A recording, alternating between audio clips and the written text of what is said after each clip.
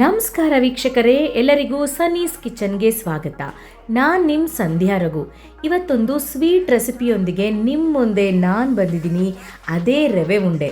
ಎಲ್ಲರಿಗೂ ಈ ರವೆ ಉಂಡೆನ ಹೇಗೆ ಮಾಡೋದು ಅಂತ ಗೊತ್ತಿರುತ್ತೆ.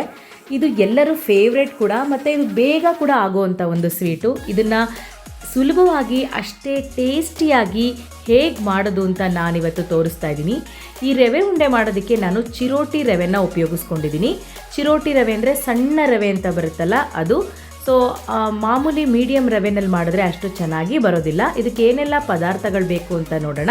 ನೋಡಿ, ನಾನು ಇಲ್ಲಿ ಚಿರೋಟಿ ರವೆ ತೊಗೊಂಡಿದ್ದೀನಿ, ಮತ್ತು ಡ್ರೈ ಫ್ರೂಟ್ಸು, ಗೋಡಂಬಿ ಮತ್ತು ದ್ರಾಕ್ಷಿ, ನೀವು ಬಾದಾಮಿ ಕೂಡ ತೊಗೋಬೋದು. ಇಲ್ಲಿ ಸಕ್ಕರೆ ಕೂಡ ನಾನು ತೊಗೊಂಡಿದ್ದೀನಿ ಸಿಹಿಗೆ.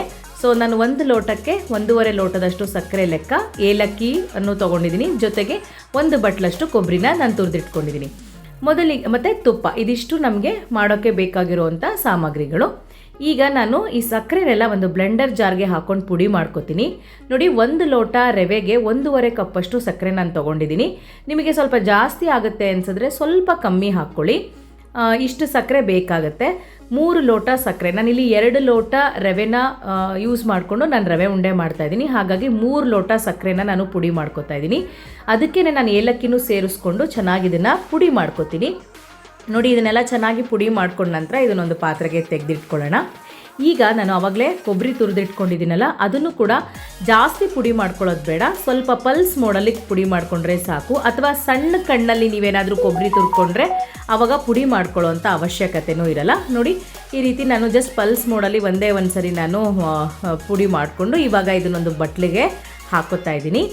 ಸೊ ಇದೆಲ್ಲ ಹಾಕ್ಕೊಂಡು ಇವಾಗ ಇದು ರೆಡಿಯಾಗಿದೆ. ಈಗ ನಾವು ರವೆನ ಹುರ್ಕೋಬೇಕಾಗತ್ತೆ. ಇದಂತೂ ಸಖತ್ ಟೇಸ್ಟಿಯಾಗುತ್ತೆ ಮತ್ತು ತುಂಬ ಪರ್ಫೆಕ್ಟಾಗೂ ಬರುತ್ತೆ. ಈ ಕನ್ಸಿಸ್ಟೆನ್ಸಿಲಿ ಅಥವಾ ಈ ಥರ ನೀವು ಮಾಡಿಕೊಂಡ್ರೆ ಪರ್ಫೆಕ್ಟಾಗಿ ರವೆ ಉಂಡೆ ಬರುತ್ತೆ. ನೋಡಿ, ಈಗ ಒಂದು ಬಾಣಲಿಗೆ ಸುಮಾರು ಒಂದು 120 ಗ್ರಾಮ್ ಅಷ್ಟು ತುಪ್ಪನ, ಒಂದು 5 ರಿಂದ 6 ಸ್ಪೂನಷ್ಟು ತುಪ್ಪನ ಹಾಕ್ಕೊಂಡಿದ್ದೀನಿ. ತುಪ್ಪ ಹಾಕ್ಕೊಂಡಷ್ಟು ಟೇಸ್ಟ್ ಚೆನ್ನಾಗಿರುತ್ತೆ. ತುಪ್ಪ ಎಲ್ಲ ಸ್ವಲ್ಪ ಕಾದ ನಂತರ ಇದಕ್ಕೆ ನಾನಿವಾಗ ರವೆ ಹಾಕ್ಕೋತಾ ಇದ್ದೀನಿ. ಚಿರೋಟಿ ರವೆನೇ ಹಾಕ್ಕೋಬೇಕು. ಸೊ ಇಲ್ಲಿ 2 ಲೋಟ ಚಿರೋಟಿ ರವೆನ ನಾನು ಹಾಕ್ಕೋತಾ ಇದ್ದೀನಿ. ನಂತರ ಇದಕ್ಕೆ ನಾನು ಆವಾಗಲೇ ಹೇಳಿದ್ನಲ್ಲ, ಡ್ರೈ ಫ್ರೂಟ್ಸು, ಗೋಡಂಬಿ ಮತ್ತು ದ್ರಾಕ್ಷಿ, ಇದಕ್ಕೆ ನೀವು ಸಣ್ಣಗೆ ಹಚ್ಕೊಂಡು ಬಾದಾಮಿ ಕೂಡ ಹಾಕ್ಕೋಬೋದು, ಚೆನ್ನಾಗಿರುತ್ತೆ. ನೋಡಿ, ನಾನು ಎರಡನ್ನೂ ಹಾಕ್ಕೊಂಡು ಜೊತೆಲೇ ಮಿಕ್ಸ್ ಮಾಡಿಕೊಂಡು ಚೆನ್ನಾಗಿ ಮೀಡಿಯಮ್ ಫ್ಲೇಮ್ನಲ್ಲೇ ಹುರ್ಕೋತೀನಿ. ಇದನ್ನು ನಾವು ಪೇಷನ್ಸಾಗಿ ನೀಟಾಗಿ ಹುರ್ಕೋಬೇಕು. ಇದು ನಿಮಗೆ ಹೇಗೆ ಗೊತ್ತಾಗುತ್ತೆ ಅಂದರೆ, ನೋಡಿ, ಗೋಡಂಬಿ ಕಲರ್ ಚೇಂಜ್ ಆಗುತ್ತೆ, ಅಲ್ಲಿವರೆಗೂ ನೀವು ಹುರ್ಕೋಬೇಕಾಗತ್ತೆ. ಅದಕ್ಕೆ ಸ್ವಲ್ಪ ಟೈಮ್ ಹಿಡಿಯುತ್ತೆ. ಆವಾಗ ರವೆ ಕರೆಕ್ಟಾಗಿ ಆಗಿರುತ್ತೆ ಅಂತ ಅರ್ಥ. ನೋಡಿ, ರವೆ ಎಲ್ಲ ರೆಡಿಯಾಗಿದೆ. ಸೊ ಹುರ್ಕೊಂಡಿದ್ದ ನಂತರ ಇವಾಗ ನಾನು ಇದಕ್ಕೆ ಸ್ವಲ್ಪ ಸಕ್ಕರೆ ಪುಡಿನೂ ಕೂಡ ಸೇರಿಸ್ಕೊತಾ ಇದ್ದೀನಿ. ಆವಾಗಲೇ ನಾನು ಪುಡಿ ಮಾಡಿ ಇಟ್ಕೊಂಡಿದ್ನಲ್ವ 3 ಲೋಟದಷ್ಟು ಸಕ್ಕರೆ, ಆ ಪುಡಿನೂ ಕೂಡ ನಾನು ಇದಕ್ಕೆ ಸೇರಿಸ್ಕೊಂಡು ಕೊಬ್ಬರಿ ತುರಿನೂ ಸೇರಿಸ್ಕೊಂಡು ಒಂದು 2 ರಿಂದ 3 ನಿಮಿಷ ಚೆನ್ನಾಗಿ ಇದನ್ನು ನಾನು ಮಿಕ್ಸ್ ಮಾಡ್ಕೋತೀನಿ. ಸುಮಾರು ಒಂದು 10 ರಿಂದ 12 ನಿಮಿಷದವರೆಗೂ ನಾನು ರವೆನ ಹುರ್ಕೊಂಡಿದ್ದೆ. ಅದಾದ ನಂತರ ಸಕ್ಕರೆ ಪುಡಿ ಮತ್ತು ಕೊಬ್ಬರಿ ಹಾಕ್ಕೊಂಡು ಸುಮಾರು ಒಂದು 3 ರಿಂದ 4 ನಿಮಿಷ ಹುರ್ಕೊಂಡ್ರೆ ಸಾಕಾಗುತ್ತೆ. ನೋಡಿ, ಇದು ಚೆನ್ನಾಗೆಲ್ಲ ಈಗ ಮಿಕ್ಸ್ ಆಗಿದೆ. ಈಗ ನಾನು ಇದನ್ನು ಸ್ವಲ್ಪನೇ ಒಂದು ಬೇರೆ ಪಾತ್ರೆಗೆ ಹಾಕ್ಕೊಂಡು ಅದಕ್ಕೆ ಬಿಸಿ ನೀರು ಹಾಕ್ಕೊಂಡು ಕಲಿಸ್ಕೊತೀನಿ. ಯಾವುದೇ ಕಾರಣಕ್ಕೂ ತಣ್ಣೀರು ಹಾಕ್ಕೋಬೇಡಿ, ಚೆನ್ನಾಗಿ ಬರೋದಿಲ್ಲ. ಕೆಲವರು ಹಾಲೆಲ್ಲ ಹಾಕಿ ಕಲಿಸ್ತಾರೆ, ಹಾಗೂ ಮಾಡ್ಬೋದು. ಬಟ್ ಹಾಲು ಹಾಕೋದ್ರಿಂದ ತುಂಬ ದಿನ ಇಟ್ಕೊಳ್ಳೋಕ್ಕಾಗಲ್ಲ, ಅದೊಂಥರ ಮುಗ್ ವಾಸನೆ ಬಂದುಬಿಡುತ್ತೆ. ಈ ಬಿಸಿ ನೀರನ್ನ ಹಾಕ್ಕೊಂಡು ಚೆನ್ನಾಗಿ ಈ ರೀತಿ ಮಿಕ್ಸ್ ಮಾಡ್ಕೊಳ್ಳೋಣ.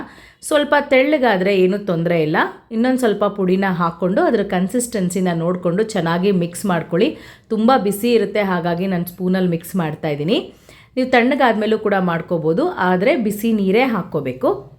ನೋಡಿ, ಬಿಸಿ ನೀರು ಹಾಕ್ಕೊಂಡು ಚೆನ್ನಾಗಿದ್ದು ಕನ್ಸಿಸ್ಟೆನ್ಸಿಗೆ ಎಷ್ಟು ಬೇಕೋ ಅಷ್ಟು ಪುಡಿನ ಹಾಕ್ಕೊಂಡು ರೆಡಿಯಾಗಿ ನಾನಿವಾಗ ರೆಡಿ ಮಾಡ್ಕೊಂಡಿದ್ದೀನಿ. ಇವಾಗ ಇದನ್ನು ನಿಮಗೆ ಯಾವ ಸೈಜಲ್ಲಿ ಉಂಡೆ ಬೇಕೋ ಅದನ್ನು ನೋಡಿಕೊಂಡು ನೀವು ಆ ಸೈಜ್ನಲ್ಲಿ ಕಟ್ಕೋಬೇಕು. ನಾನು ಇದಕ್ಕೆ ಒಂದೊಂದು ಗೋಡಂಬಿ ಕೂಡ ಸೇರಿಸ್ಕೊತಾ ಇದ್ದೀನಿ, ಹಾಗೆ ಕೂಡ ನೀವು ಕಟ್ಕೋಬೋದು. ನಿಮಗೆ ಒಂದು ಸ್ವಲ್ಪ ತುಪ್ಪ ಸವರ್ಕೊಂಡು ಕೈಗೆ ನೀವು ಈ ರೀತಿ ಎಷ್ಟು ಬೇಕೋ ಆ ಸೈಜಿಗೆ ಉಂಡೆಯಾಗಿ ಕಟ್ಕೊಂಡ್ರೆ ಸೂಪರ್ ಟೇಸ್ಟಿಯಾಗಿರೋವಂಥ ರವೆ ಉಂಡೆ ನಿಮ್ಮ ಮುಂದೆ ರೆಡಿಯಾಗಿರುತ್ತೆ. ಈ ರೀತಿ ಸಿಂಪಲ್ ಆಗಿರುವಂಥ ರೆಸಿಪಿಯೊಂದಿಗೆ ನಿಮ್ಮ ಮುಂದೆ ನಾವು ಬರ್ತೀವಿ. ಅಲ್ಲಿವರೆಗೂ ಸಂಧ್ಯಾ ರಘು ಮಾಡುವ ನಮಸ್ಕಾರಗಳು.